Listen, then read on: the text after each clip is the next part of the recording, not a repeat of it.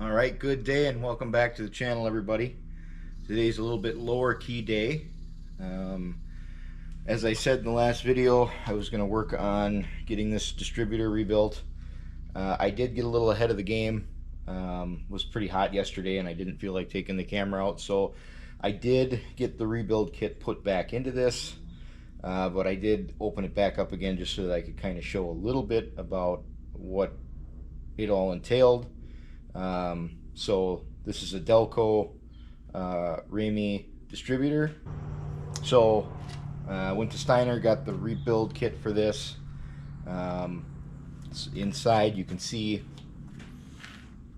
the premise behind it is this shaft rotates, and this is in time with the engine, and these are your points.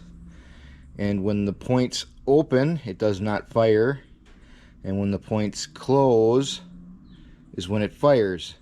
And then there's a setting for how far apart that should be between your 2 points when it's at its lowest spot. And for this application, it's a 0.02. The 2.5 just barely rides in there, so I have it just a little bit tighter than what it should be to hit that 2.2. Again, I have another gauge, but again, a 2.5 is the best I can get, and I'll check it with that gauge as well. Yep, makes contact, slides in and out. So that is set appropriately. You can see that there's an arrow that tells you the direction of turn for the shaft, and it just rides on that machined shaft to go open and then closed when the piston's at the top and it needs to fire. Open, closed, and it does that revolution 4 times. So then it comes with the dust shield,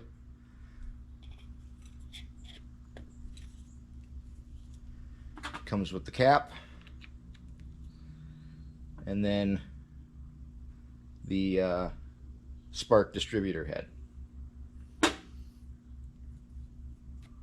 So next up, we got to get this on the tractor, and then it probably won't be today, but at some point look at making sure that everything is still in time. Now, I didn't take the distributor shaft out, so it is still in time with the crankshaft, which should save me a little bit of headache, but there's still adjustment that needs to be done with this, and so we'll get that out of the way. Okay, so as I mentioned, just finishing up some of the housekeeping items. I put oil in it, and we are at the high mark on the oil dipstick, so that is good. Really glad I remembered to do that before I tried to start it. And then I took the tappet cover off because I had a little leak in this oil line that runs up to supply the tappets with oil. I don't know if I got an O-ring that didn't seat right or what happened, but there's a brace that holds these 2 jugs together that this oil line runs up through. So what I'm going to do is I'm going to see what happens when I have it running. If it still leaks, then I'm going to have to take the tappets apart, take all of these head bolts that are in the tappets out so that I can take that brace off so I can fix that. But I don't think it's going to, because it feeds up into the pipe that the tappets ride on. And then there's basins for the excess oil to drain into, and I don't think it's going to get back into here where you would actually fill the oil. So we might be okay, but we'll see. But what I am going to do is, as I mentioned, I took some of these head bolts loose. So I'm just going to check the torque on all of them. I'm going to start at 40 foot-pounds.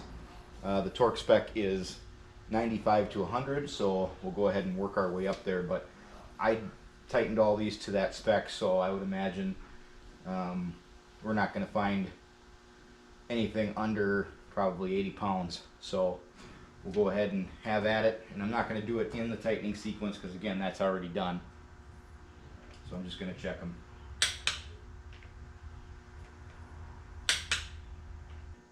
Ooh, that one was very loose.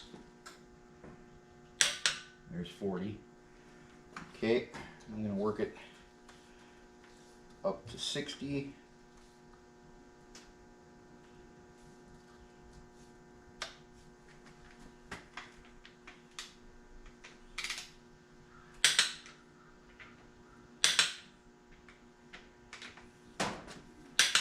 And I'm going to creep it up to 90.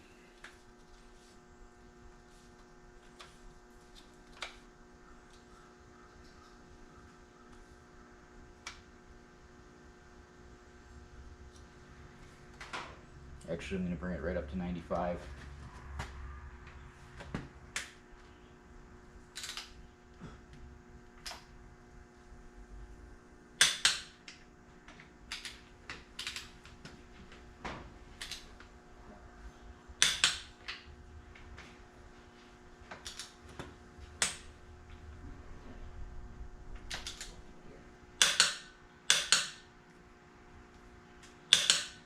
Okay. There. Feel a lot more comfortable about giving it a test start now. Alright, moving on to plugs and wires. So, distributors in. I brought number 1 and number 4 up to top dead center. And distributor sat at number 4. So because I didn't, I never pulled the shaft out for the distributor, it's still in time with the crankshaft. So 4, my hope is the cylinder that we're going to fire on, and 1 is on an exhaust stroke. And then we know that the firing order is 1, 4, 3, 2. So this is 4, this is 2, this is 3, this is 1. So I've got 4 in. So 4, 1, 4, 2, 3. So I need to put 2 on next. 2 needs to be a shorter one, but not the shortest. These are about the same length, so it doesn't matter. Okay, so this is going to 2.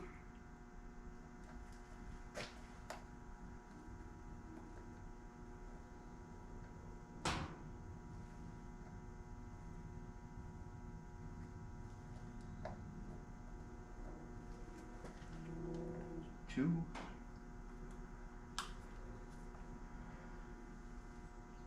1, 4, 2, 3.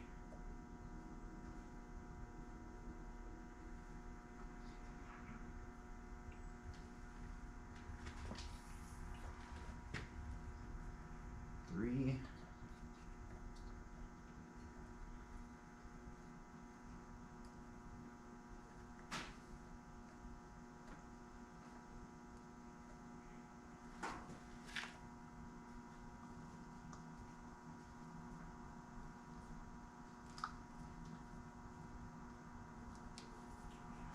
And 1.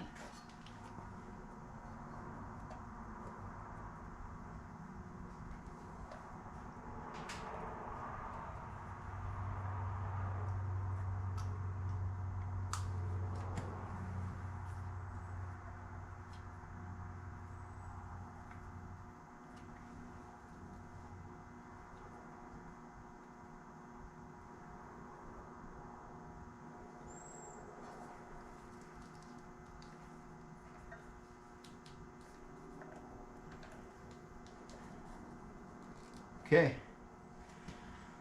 hook our 12-volt coil up to this, and the electrical part of it will be done.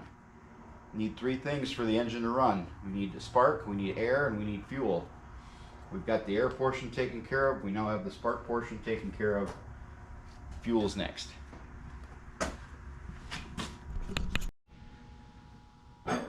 Okay, so we're going to finish this one.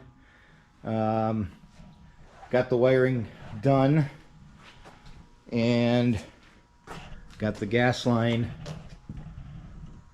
run, and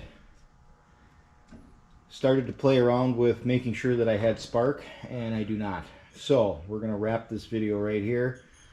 I've got some more work to do to make sure that we've got spark, to make sure that all the other things are buttoned up. So I got this tire off. I bought a tube for it. I want to get the tube put on. And then I also found, as I turned the engine over a couple times to see if I had spark, I've got the bolt that holds the casing for the oil filter. That rubber seal isn't right. So I'm going to have to take that apart and fix that. So I want to get all that done before I actually try to start it. My goal is that the next video is going to be the start, or the first start on this. And my promise is that I will not attempt to start it before it's on film. So if I fail, I am going to make sure that I have spark, that gas is getting to the carburetor, so we have the three things that we need to make it go. And assuming all of that is there, then I'm gonna start it on camera, and if I fail, I fail, and you get to see the failure. But that will be the next video. So until next time, take your foot off the clutch. Thanks.